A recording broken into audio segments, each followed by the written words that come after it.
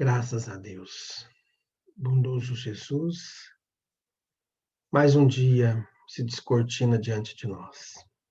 Ajude-nos, Senhor, a estarmos de mãos limpas para viver o teu evangelho. Graças a Deus, que Deus seja louvado. Meus amigos, nós estamos estudando o livro Evangelho por Emmanuel, Atos dos Apóstolos, e a terceira comunicação que Paulo dá a respeito do Atos 19, 11. Deus fazia prodígios incomuns através das mãos de Paulo. Comunicação de Emmanuel. Médium inesquecível. Estudando mediunidade e ambiente, recordemos um dos médiuns inesquecíveis dos dias apostólicos, Paulo de Tarso. Em torno dele, tudo era contra a luz do Evangelho. A sombra do fanatismo e da crueldade não se instalara apenas no sinédrio, onde se lhe situava a corte dos mentores e amigos, mas também nele próprio, transformando-o em perigoso instrumento da perseguição e da morte. Feria, humilhava e injuriava a todos os que não pensassem pelos princípios que lhe norteavam a ação. Mas desabrochas-lhe a mediunidade inesperadamente.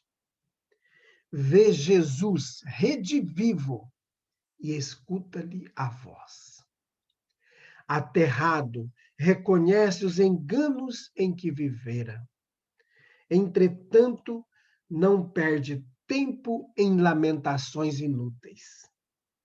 Não sucumbe desesperado. Não se confia à volúpia da autocondenação. Não foge à luta pela renovação íntima. Percebe que não pode recolher de pronto a simpatia da família espiritual de Jesus, mas não se sente fracassado por isso. Observa a extensão dos próprios erros, mas não se entrega ao remorso vazio. Empreende com sacrifício a viagem da própria renovação.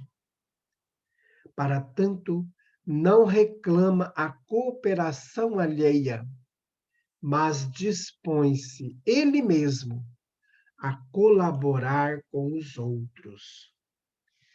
Encontra imensas dificuldades para a iluminação da alma. No entanto, não esmorece na luta. Segundo a palavra fiel do Novo Testamento, é açoitado e preso várias vezes pelo amor com que ensinava a verdade. Mas, em contraposição, na Licaônia e na Macedônia, foi tido como sendo Mercúrio encarnado e servo do Pai Altíssimo. Não se sente, todavia, esmagado pela flagelação ou confundido pelo êxito. Tolera assaltos e elogios como pagador correto, interessado no resgate das próprias contas. Diz ainda a Boa Nova que Deus operava maravilhas pelas mãos dele. Entretanto, ele próprio declara trazer consigo um espinho na carne, que o obriga a viver em provação permanente. E enquanto o corpo lhe permite dar testemunho da realidade espiritual, combatendo ignorância e superstição, maldade e orgulho, tentação e vaidade. Nem ouro fácil, nem privilégios, nem cidadela social, nem apoio político. Ele e o tiar que o ajudava a sustentar-se ficaram, através dos séculos, como símbolo perfeito de influência pessoal e meio adverso, ensinando-nos a todos, principalmente a nós outros, encarnados e desencarnados de todos os tempos, que podemos pedir orientação, falar em orientação, examinar os sistemas de orientação, mas que, acima de tudo, precisamos ser a própria orientação em nós mesmos. Mensagem registrada no livro Seara dos Médiuns, no capítulo Médium Inesquecível. Meus amigos, cada vez que a gente estuda Paulo de Tarso, a gente se emociona de ver a garra desse trabalhador de Jesus.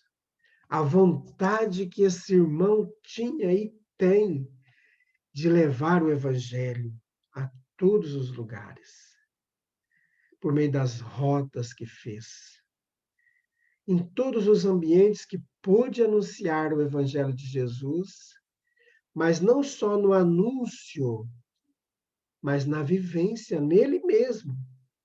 Ele bancava a sua estadia, as suas viagens com as próprias mãos, fazendo os tapetes, porque ele era tecelão. Nós temos o seu companheiro Barnabé, também era sapateiro, e fazia os trabalhos para manterem-se, porque eles diziam que deveriam trabalhar.